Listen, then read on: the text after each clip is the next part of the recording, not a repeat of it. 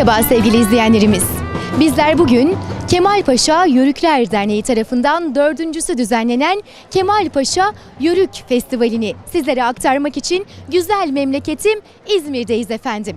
Ve yüce atamız, büyük atamız Mustafa Kemal Paşa'nın da çok önemsediği bu diyarda sizlere bu güzel şenliği aktarmak için bir gün boyunca İzmir'in güzel semti Kemalpaşa'dayız efendim.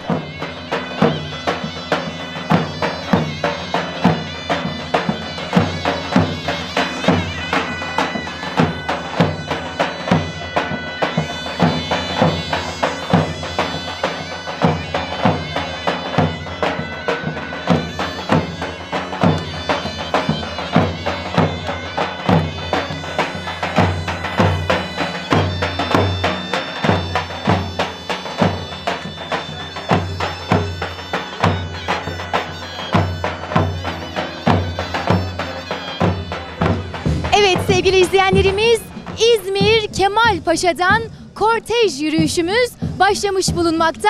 Bizler de gördüğünüz gibi Efeler Diyarı İzmir'de Kemalpaşa'dan develerimizle, koyunlarımızla, teyzelerimizle, dedelerimizle, mehter marşımızla, küçük efelerimizle büyük bir gururla, büyük bir coşkuyla yürüyoruz efendim. Bu temsili göç için, göçümüzü canlandırmak için yürüyoruz.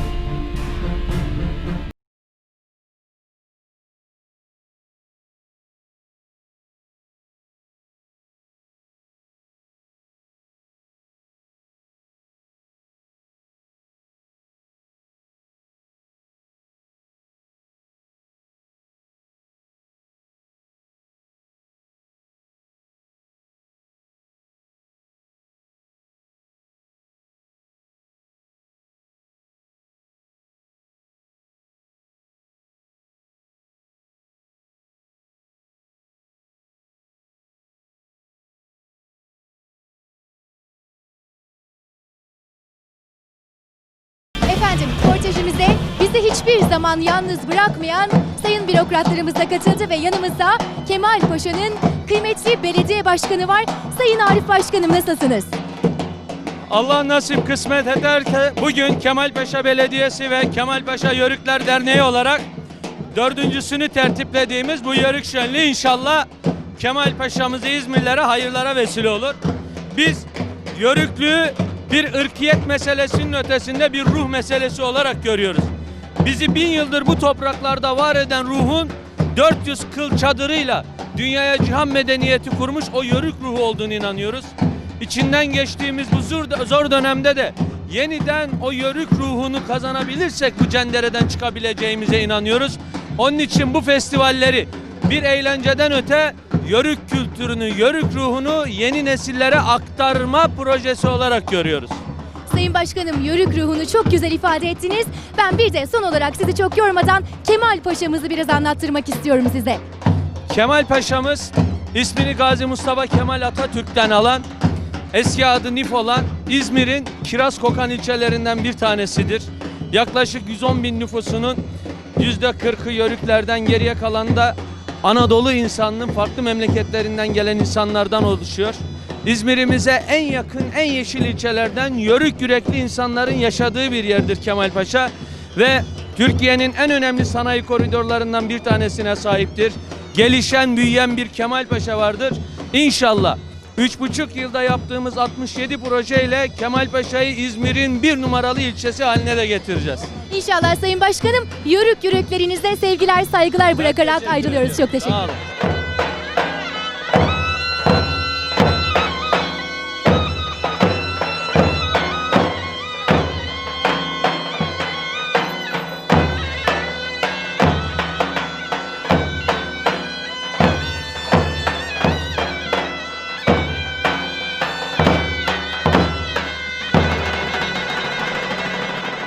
Sevincimiz var bugün, coşkumuz var bugün. İzmir Kemalpaşa'da toyumuz var bugün. Mehter takımımızla, develerimizle, koyunlarımızla Efeler Diyarı İzmir'deyiz bugün.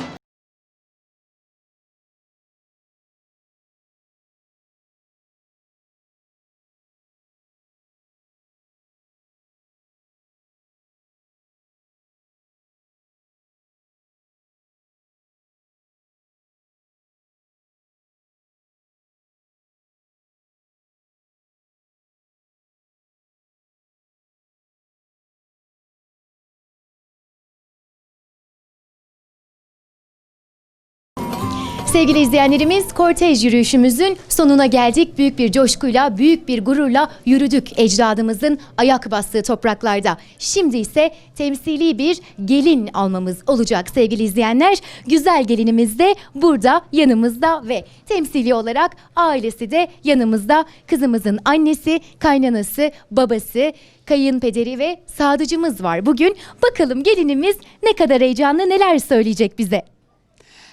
Her şeyden önce böyle bir organizasyonda gelin olmak güzel bir keyif.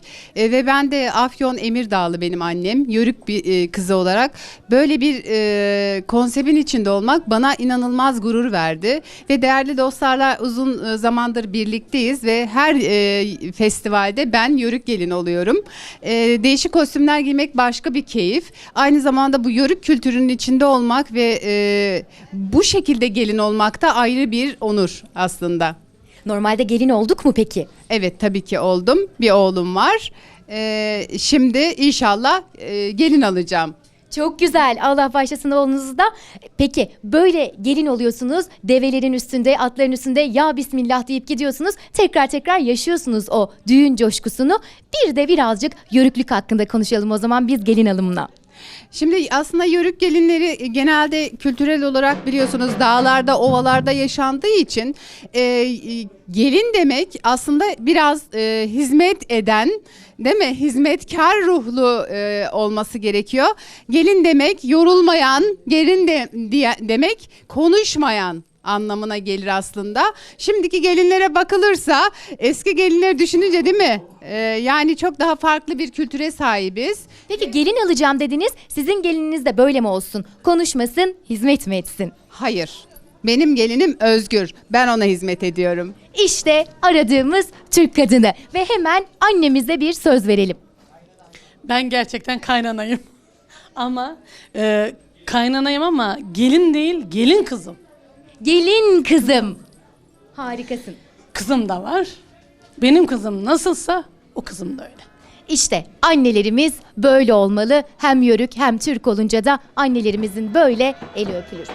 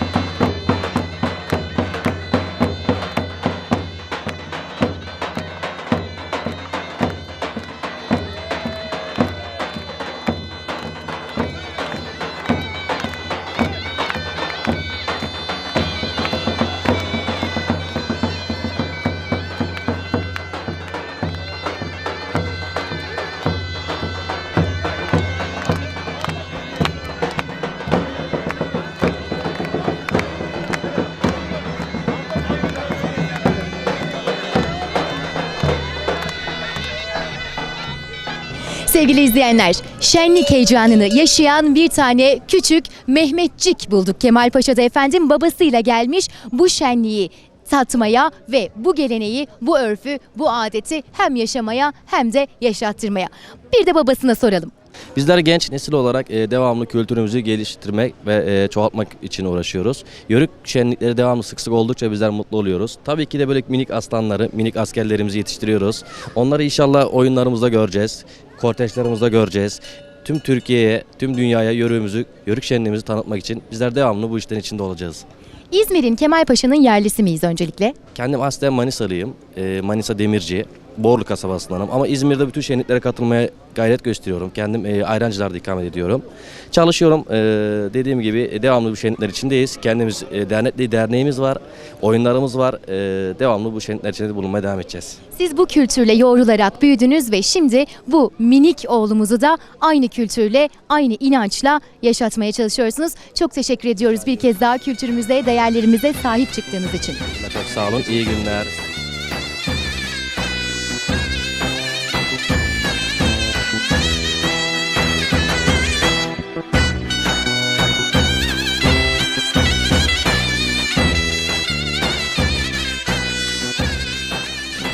Sevgili izleyenlerimiz, İzmir'e kadar gelip de İzmir'de meşhur olan bu faytonlara binmeden olmaz dedik memleketimde. Öyle bir faytona bindik ki bu faytonda Kemal Paşa Yörükler Derneği'nin kurucusunun faytonuymuş efendim. Şimdi faytonu durduracağız ve abimizle güzel bir röportaj gerçekleştireceğiz. Evet Mehmet abicim, çok teşekkür ediyorum öncelikle bu güzel fayton gezisi için. Nasılsınız? İyidir. Teşekkür ederim. Dur yavrum dur. İyidir. Sizleri gördük, daha memnun olduk. Bizler de memleketimize geldik, sizleri gördük, çok daha iyi olduk.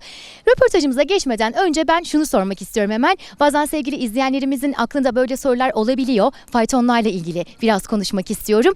Nasıl bakıyorsunuz, nasıl sağlıyorsunuz iyi kalmalarını? Şimdi şöyle, atı bizim çiftlik var. Çiftlikte yem, samanıdır, ezmesidir, arpasıdır, kepeğidir, yoncasıdır. Öyle güzel besliyoruz. Zaten beslemediğimiz zaman hayvan çekmez. İşkence olur. İşkence olduğu zaman da ne insanlığa ne hayvana iyi bir şey değil. Onun için hayvanları ve insanları sevdiğimiz için kesinlikle iyi bakmamız lazım. İyi baktığımız zaman da kesinlikle onlar da bize sahip çıkıyorlar yani. Peki bu faytonlar hakkında biliyorsunuz çok karşıt görüşler var. Ne düşünüyorsunuz bu konuda? Valla şimdi şöyle, kişiler, şimdi ben kendi adıma konuşuyorum. Hayvana iyi baktıktan sonra bir sıkıntı olmaz. Hayvanı zorlamayacaksın. Mesela günde 5 saat çalışacak mısın? 2 saat çalışacaksın. Dinlenmeli çalıştıracaksın. Hani dinlenmeli çalıştırdıktan sonra bir sıkıntı olmaz. Elbette hayvanları sevmek lazım. Sevdikten sonra da bir sıkıntı olmayacağına eminim ben yani. Şimdi bazı söylentiler oluyor. O söylentiler de neden oluyor? İşte efendim hayvana bakmazlardır o arkadaşlar. Bakmadığı zaman hayvan da mağdur olur, sen de mağdur olursun. Zaten faytonda siz beni gezdirirken de bahsettiğim gibi bu atlar, develer, koyunlar, keçiler biz yörüklerin olmazsa olmazları. Öyle Aynen, değil mi abicim? aynen, Onlara aynen. o yüzden canımız gibi bakarız. Bakarız ve bakmak zorundayız. Abicim o zaman hemen kurucumuzu bulmuşken biz Kemal Paşa Yörükler Derneği'nden de biraz bahsedelim. Şimdi Kemalpaşa Yörükler Derneği 2013'te kurduk biz derneği. 6 ay kurucu başkanlığını yaptım. Güzel bir şeyler başlattık. Başlatmakta zorundaydık. Şimdi iyi gidiyor. Daha da iyi gitmesi lazım. Mesela ben bütün Türkiye genelinde dernek ve dernek başkanlarına sesleneyim, yöneticilere sesleneyim. Burada arkadaşlar ne yapalım? Kesinlikle öğrencilere burs hazırlayalım. Öğrencilere dernekçilik nedir? Toparlayıcılıktır, birleştiriciliktir, yardımlaşmadır. Onun için kesinlikle ben şölen tamam yapalım ama aşırı şölene ben karşıyım.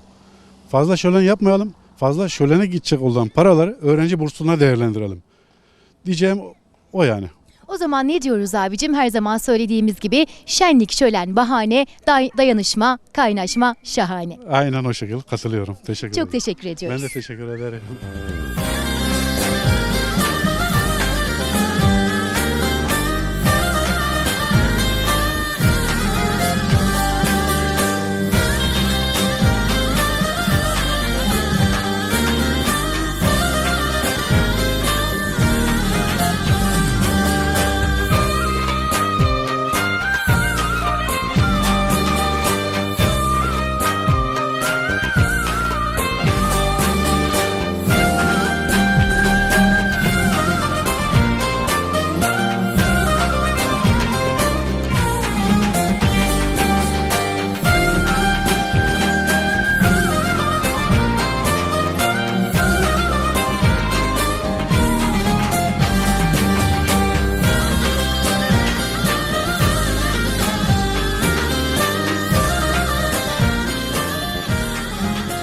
Sevgili izleyenlerimiz, kortej yürüyüşümüz sona erdi ve bizler nihayet şenlik alanına vardık ve yanımızda Kemal Paşa Kaymakamı var. Sayın Kaymakamım nasılsınız öncelikle? Sağ olun, çok teşekkür ediyorum. Öncelikle bu güzel günde bizleri yalnız bırakmayan ve ekranları başında bizleri izleyen değerli izleyicilerimize en derin saygı ve sevgilerimizi sunuyorum. Kemal Paşa'ya ve Kemal Paşa Yörükler Festivali'ne hoş geldiniz diyorum. Efendim sizler de hoş geldiniz. Saygılar bizden size. Keyfiyemizi taktık. Bizler de birer yörüğüz. Neler düşünüyoruz yörük kültürü hakkında Sayın Kaymakamım? Tabii yörük kültürü bizim Türk toplumunun bugün yaşadığımız Anadolu coğrafyasının temel unsurlarından, temel hususlarından birisi.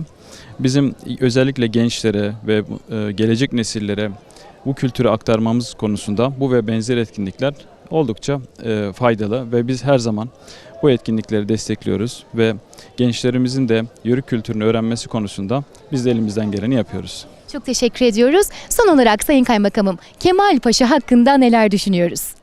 Kemal Paşa İzmir'in Anadolu'ya açılan önemli bir nokta, önemli bir eşik noktası. Tabii Kemal Paşa iki yönü var özellikle güçlü olan, tarımı ve sanayisi. Tarım ve sanayinin birleştiği, sürdürülebilir kalkınmanın en güzel örneklerinin sergilendiği, gerçekten Anadolu'nun parlayan yıldızı olarak ifade edebileceğimiz bir ilçemiz. Bütün tarihi coğrafyasıyla, güzellikleriyle bütün izleyicilerimizi, bütün vatandaşlarımızı Kemalpaşa'da ağırlamak, misafir etmek bizleri son derece mutlu eder. Gelip bu güzellikleri, Kemalpaşa'nın bu potansiyelini keşfetmelerini diliyorum. Herkese saygılarımı, sevgilerimi, en derin muhabbetlerimi sunuyorum. Çok teşekkür ediyoruz. Hem teşrifinize hem de desteklerinize Sayın Kaymakamım. Saygılar.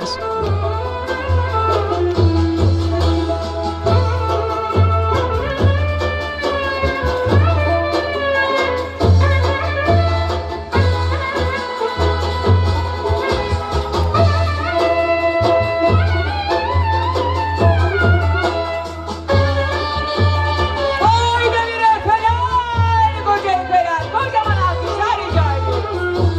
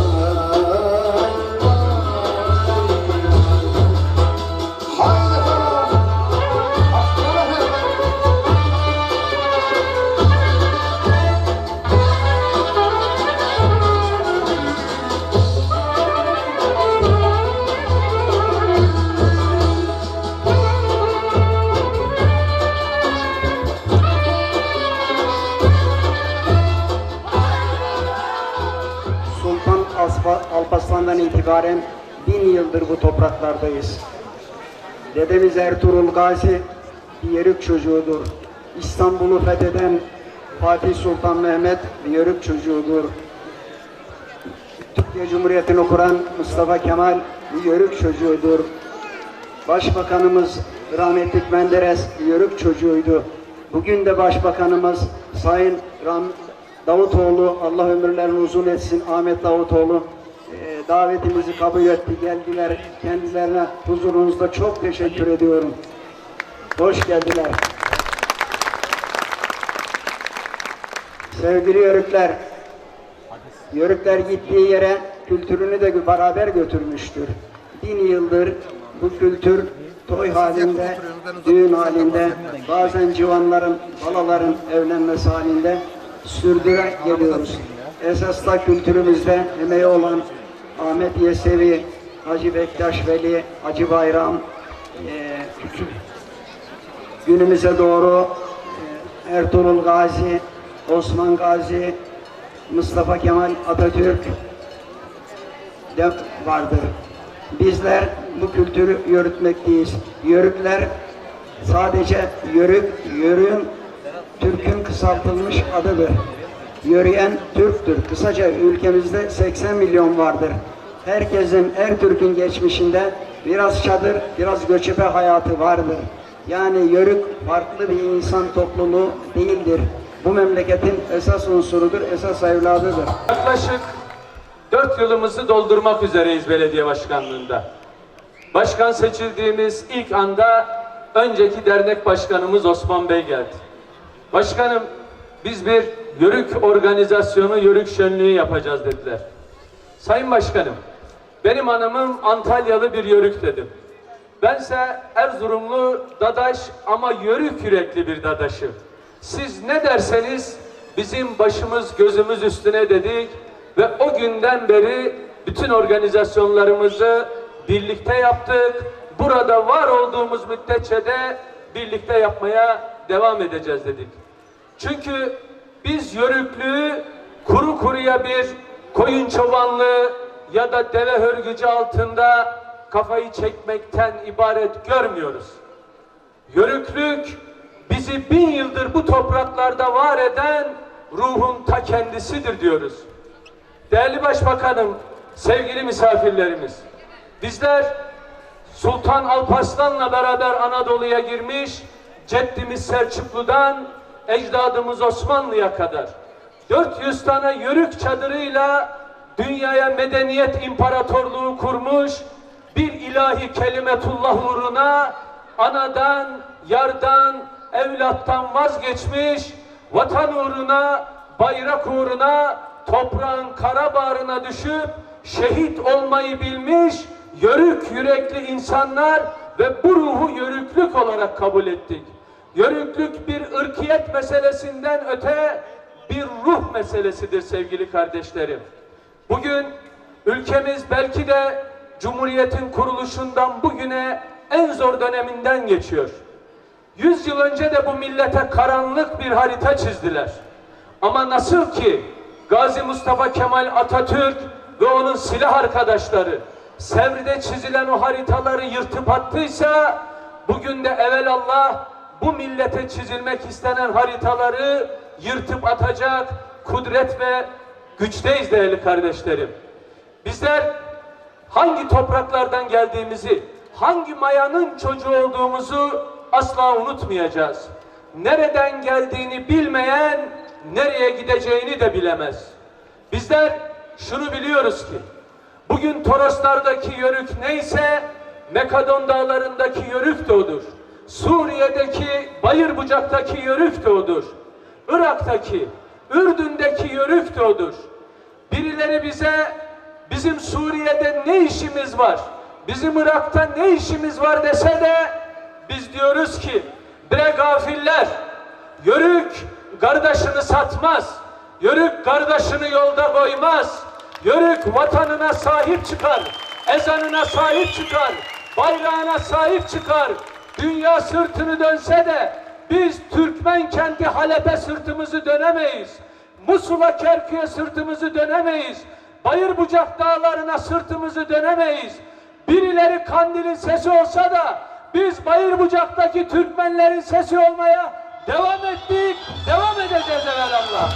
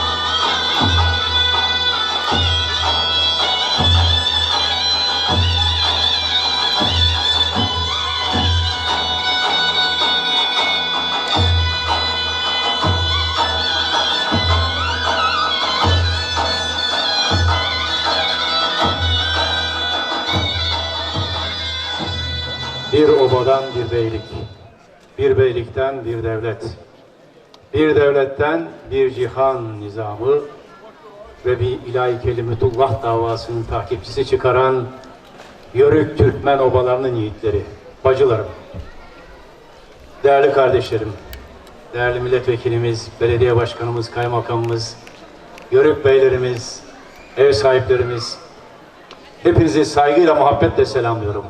Allah'ın rahmeti, bereketi üzerimize olsun. Toyumuz şen ve mübarek olsun. Bu çok güzel vesileyle bizi bir araya getiren Rabbimize hamdolsun. Bir vesileyle yine güzel bir programla, yine bir şenlik vesilesiyle Manisa'ya gelme programı yaptığımızda dün çok güzel bir davet aldık İsmail Bey'den. Yörük Bey'imizden. Kemalpaşa'da da Yörükler bir arada. Sizi bekliyor dediler. Sizi davet ediyorlar dediler. Eğer bir Yörük oğluna bir Yörük obası davet iletmişse o davete icabet boynumuzun borcudur dedik ve buraya geldik. Öyle meseleler vardır ki siyasi parti kimliklerinin üzerindedir. Öyle topluluklar vardır ki şu veya bu görüşte sınırlandırılamazlar. İşte Türkiye'yi, bu aziz toprağı, milletimize vatan kılan Yörük Türkmen obalarının kimliği, toyu hiçbir şeye sığmaz. O her şeyin üstündedir, her şeyi kuşatır. Bu vesileyle buraya gelen bütün Yörük ve Türkmen boyu temsilcilerine, beylere, bacılara derin kalbimizden, yüreğimizden gelen selamı iletiyoruz. Milletlerin tarih içinde seyrine baktığınızda bu seyrin çetin eşiklerden geçtiğini görürsünüz. Bizim boylar, Üçoklar, Bozoklar, Kayılar ve daha niceleri Orta Asya'dan Anadolu'ya doğru yürüdüklerinde sanmayın ki sadece bir dönem söylendiği gibi kuraklık, zaruret veya başka baskılarla yöneldiler. Evet, bunlar olmuş olabilir. Ama onların esas yürüyüşünün arkasındaki temel mesele inandıkları ve kimliklerine aldıkları bütün değerleri aşırı topraklara, dağları, ovaları, nehirleri aşarak ulaştırmaktı. Hoca Ahmet Yesevi'nin dergahından geçmiş olanlar Anadolu'ya, bu topraklara o değerleri taşıdılar. Babam rahmetli derdi ki, dedem benim adımı okurken kulağıma ezanla birlikte doğumdan sonra Ahmed-i Sani diye okumuş, yani 2. Ahmet. Sonra öğrendim ki Ahmed-i Sani Hoca Ahmet Yesevi'nin adıdır, ünvanıdır ve bütün Türkmen Yörük obalarında, bizim Toroslarda Ahmet olduğunda Ahmed-i Sani denir. Sebep ne bilir misiniz? Çünkü Ahmed-i Evvel Hazreti Peygamber aleyhissalatu vesselam'dır. Hoca Ahmet Yesevi ise onun imanını Türkmen obalarına taşıyan Ahmed-i Sani'dir.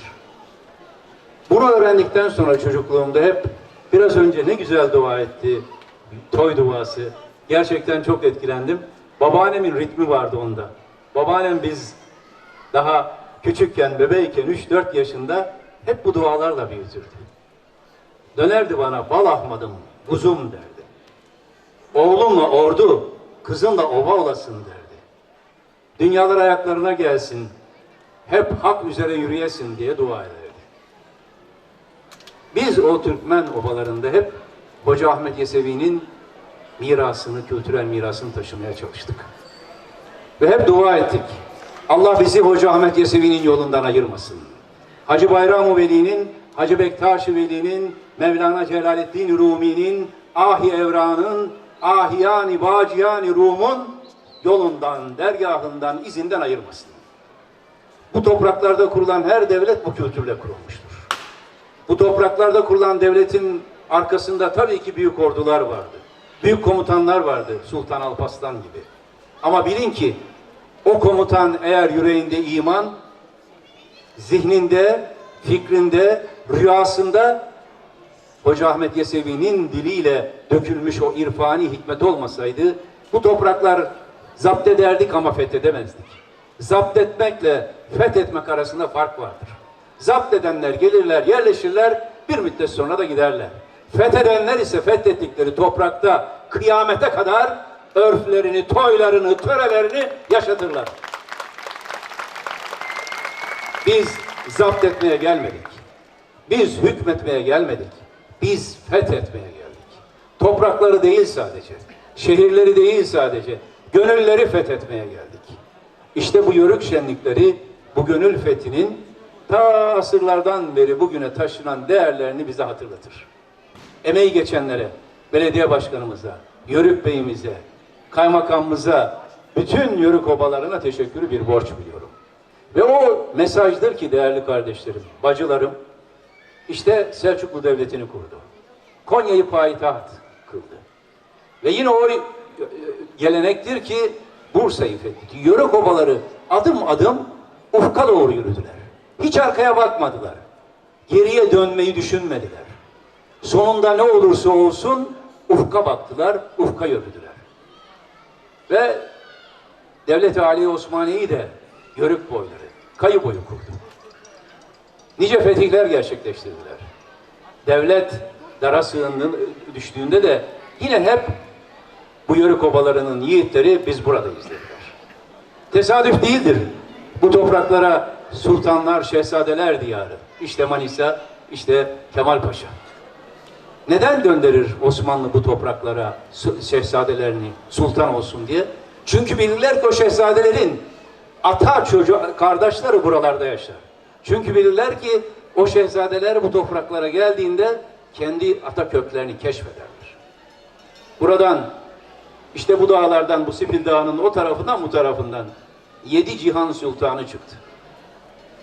Ve bu devlet dara düştüğünde müstemleke meraklıları bu topraklara işgalci diye gelmeye kalktıklarında Demir Cephe'den başlayarak bütün Yörük efeler bu dağlarda ayağa kalktılar ve hadlerini bildirdiler. Biraz önce değerli belediye başkanımız ne güzel ifade etti. Ya istiklal ya ölümden daha güzel bizi ne ifade edebilir? Evet, her daim söyledik. Gazi Mustafa Kemal Atatürk'ün o gün söylediği bilinçle yine söylüyoruz. Ya istiklal ya ölüm. Üçüncü alternatif yok. Çünkü bizi tanıyanlar bilir ki Yörük boylarının yiğitleri baş verirler, başa yemezler. Çünkü bizi tanıyanlar bilirler ki esarettense ölümü tercih ederiz. Çünkü tanıyanlar bilirler ki devlet başta olsun diye her şeyimizi feda ederiz. Canımızı, malımızı, makamımızı sadece ve sadece idealimiz için feda ederiz. Onun için Dışişleri Bakanlığı, Başbakanlık gibi çok asil görevleri devletim adına yürütme görevini omuzumda üstlendiğimde hep bu davanın, bu Yörük obalarındaki güzel sözlerin, duaların hakkını vermeye çalıştık. Ve nereye gidersek gidelim yurt dışında. Her zaman bir şehitlerimizi ziyaret ettik. Bir de bizim oradaki tarihtaşlarımızı, soydaşlarımızı. Bir önce güzel yine zikredildiği gibi Anadolu'yu fetheden Yörük boyları bir işaret aldılar ve Rumeli'ye geçtiler. Rumeli'nin her bir köşesini İslamlaştırdılar. Hala yüreğim böyle kıpır kıpır atarcasına, gözümde yaş birikircesine hatırlarım. Bundan 10 sene önce Makedonya'da, Koç Ali Koç köyleri Doğu Makedonya'da ziyaret etmiştim. Yörük boyları. Suları bile olmayan hanımların suları uzak 10 kilometre öteden taşıdığı boylar. Bizden ne istersiniz Türkiye Cumhuriyeti olarak dediğimde bir hanım kalktı şunu dedi. Beyim biz dedi buraya getirmiş kovuvermişler. Bu dağları bekleye durun demişler. Bekleye dururuz. Ama suyumuz yok dedi. Dedim ki madem bu dağları siz asırlarca beklersiniz, Türkiye Cumhuriyeti Devleti'nin birinci görevi size suyu getirmektir. Ve birkaç ay içinde 12 kilometre öteden borularla su getirdik. Açılışında da bizzat bulunduk. Şimdi bu nasıl bir millettir ki sen şurada dur bekle dersin, devlet çekilir, ordu çekilir. O der ki bana bir ata emaneti var, burayı bekleyeceğim. Allah o bekleyenlerden razı olsun. Dışişleri Bakanı olduğumda Lübnan Büyükelçimize bir talimat gönderdim. Akademik hayattan biliyordum. Akkar bölgesi var, Trablus Şam'ın üstünde. Onun ötesinde de Kıvaçlıya köyü var. Yörük Türkmen köyü. Lisanlı bile gençlesinler zamanla unutmuş ama Yörük bilincini unutmamışlar. Dedim orayı bulacaksınız ve ilk ziyaretimde oraya gideceğiz. Buralarda olduğu gibi bizi atlarla karşıladılar. Yüreklerine, bağırlarına bastılar. Beyim dediler, gençler Türkçeyi unutuyor, bize Türkçe öğretin. O günden bugüne o köylerden her yıl öğrencileri getirir, Türkçe öğretiriz. Oranın hastanesini yaptık, okulunu yaptık. Çünkü o dağları o niye bekliyordu biliyor musunuz? Selçuklu döneminde o dağları Haçlılar zapt etmesin diye bekliyorlardı. Ve hala bekliyorlar. Biliyoruz ki kıyamete kadar bekleyecekler. Biraz önce yine belediye başkanımız zikretti. Emin olun, Suriye Savaşı sürerken bir taraftan mülteci kardeşlerimiz de onlara en iyi şekilde hizmet etmeyi diye gayret ederken diğer taraftan yüreğimiz hep oradaydı. Her an bayır bucak Türkmenlerinin yaşadığı her köyü, bulunduğu her tepeyi, su içtiği her pınarı biliriz. Ve onlara yardım etmek için gece gündüz gayret ettik.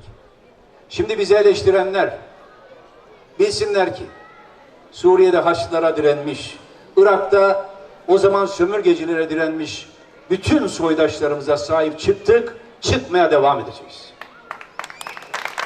İçimizdeki hainler tam da bayır bucak Türkmenlerine giden yardımların önünü keserken, oraya görev götüren kahraman devlet memurlarını neredeyse yere yatırıp aramaya kalkarken MİT tırları operasyonu. Yine Suriye'de bayır bucak Türkmenlerini ve Halep'in geleceğini konuşan bir toplantıyı yetkililerle benim odama kadar sızarak dinlemeye kalkışırken o hainler tek bir şey yapmaya çalışıyorlardı. Bu devletin mazlumlar üzerine uzanan kolunu kırmaya çalışıyorlardı. Bilsinler ki Türkmenler başta olmak üzere nerede bir mazlum varsa Arakan'da veya dünyanın neresinde bu çınar gibi devletin üzerindeki adalet gölgesi onların üzerinde olmaya devam edecektir Allah'ın izniyle. Allah bir daha Birinci Dünya Savaşı'nda olduğu gibi sınırların ve yüreklerin parçalandığı bir tabloyu bize göstermesin. Allah devletimize, milletimize her daim güç ve kuvvet versin. Öyle bir güç ve kuvvet versin ki bu devletin, ki bizim devletimizin sembolü çınar ağacıdır, o çınarın gölgesine herkes sığınabilsin.